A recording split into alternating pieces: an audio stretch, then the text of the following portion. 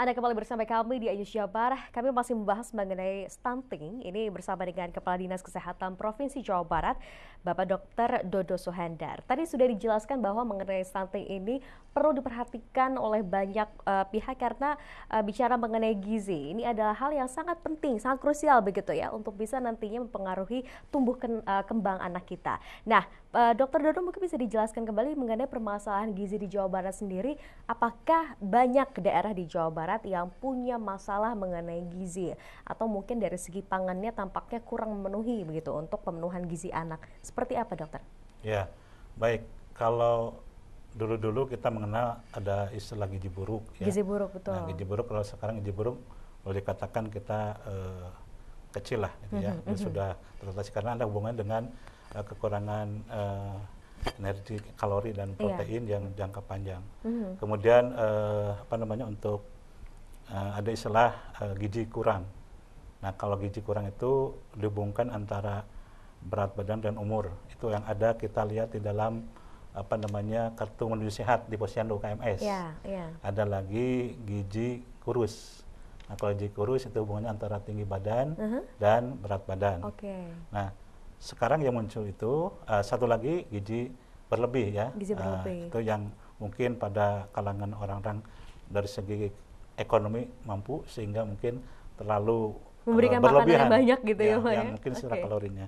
Kemudian sekarang ini masalah stunting ini memang cukup menjadi perhatian secara internasional.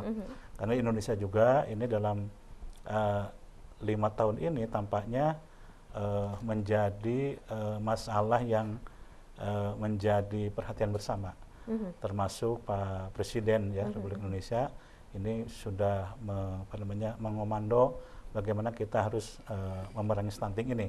Karena dapat dibayangkan ke depan generasi muda kita itu tentunya generasi muda kalau yang stunting tentunya tadi akan kalah bersaing ya secara kualitas. Betul. Kita tahun 35 sampai 40 itu nanti kan punya bonus demografi. Ya, kalau itu misalkan anak-anaknya stunting, nah dapat dibayangkan nanti pada banyak masyarakat, banyak warga, tapi kan kualitasnya kurang. Ini kan secara makro, secara nasional. Secara nasional ya. Nah, kita sekarang fokus masalah stunting ini memang ada kenaikan ya, yang tahun 2015, 2016 itu di Jawa Barat sendiri angkanya 25,1%. Ya, dari anak-anak balita, balita kita ya. Kemudian tahun 2017 itu meningkat jadi 29,1%. Jadi ada kenaikan 4%-an ya. 4%. Nah, sedangkan nasional itu sudah di atas 30%, 30,8%. Nah, di Jawa Barat sendiri ini bervariasi. Ya, ada yang rata-rata 30 ya, di atas 30, ada yang 20 sampai 30. Nah, dikatakan bermasalah memang kalau memang angkanya itu di atas 20%. Dan memang Jawa Barat kan 29,2 tadi. Nah, angka tertinggi memang ada di Kabupaten Garut ya, di atas 40%. Nah, memang kita juga agak kurang percaya terhadap angka tersebut. Tapi setelah kita ini juga kita dengan Pak Wakil Bupati sudah bersama-sama ngecek lapangan malah memang benar. Nah, ini yang tentu kalau dilihat kan lumbung daerah subur lah gitu. Betul. Ada sesuatu yang perlu kita perbaiki kan itu. Nah, artinya ini untuk masalah stunting ini angka cukup merisaukan kalau dibiarkan ya. Sudah sampai di atas 30. Nah, kita punya tahun ini ada yang akan kita lakukan suatu intervensi itu ada di 13 kabupaten kota. Dan di secara nasional itu ada 130 kabupaten. Nah, berarti 13-nya ada di kita. 13-nya ada di Jawa Barat dari 130 ya. Dari satu kabupaten itu ada 10 desa yang akan menjadi model di dalam intervensi stunting. Nah, itu besar masalahnya seperti itu. Jadi bicara mengenai stunting ini bukan hanya perhatian di wilayah Jawa Barat saja, tapi juga dari pemerintah pusat juga memberikan perhatian khusus karena jumlahnya tadi dari 130 kabupaten begitu ya, ada 13 kabupaten yaitu adalah Jawa Barat dengan 10 desa yang akan menjadi fokus. Nah, bicara mengenai tadi Garut, kenapa bisa kok daerah yang subur Kenapa banyak begitu ya, mungkin yang terkena stunting? Apakah karena mungkin edukasi terhadap masyarakat yang perlu harus ditingkatkan terus, Pak? Atau seperti apa sebetulnya? Ya, memang itu. Waktu awal kami juga dengan tim di Dinkes dan kesehatan di Garut, kita juga diskusi dengan Pak Wakil ya, Iya. Wakil Bupatinya. Ini dan setelah kita ke lapangan, itu ternyata memang tadi ke arah pola konsumsi makanan itu. Pola konsumsi. Ya, yang tentunya jauh bergizi. Contohnya misalkan ternyata ketika anaknya jajan aja, mungkin usianya di bawah 2 tahun, cukup dikasih uang untuk jajan di warung yang digunting itu kan makanan-makanan itu. Tanpa tahu apa Ya, kandungannya, gitu kan. Jadi, begitu ya. ya tadi mungkin ada bermacam-macam kerupuk kan macam-macam tuh Iya. kan.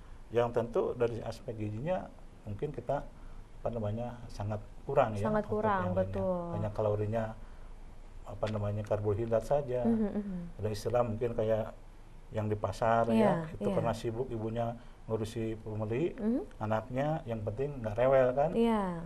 Ada jajanan tadi paling tidak juga dikasih Indomie, ada Indomie dengan kerupuk lagi kan.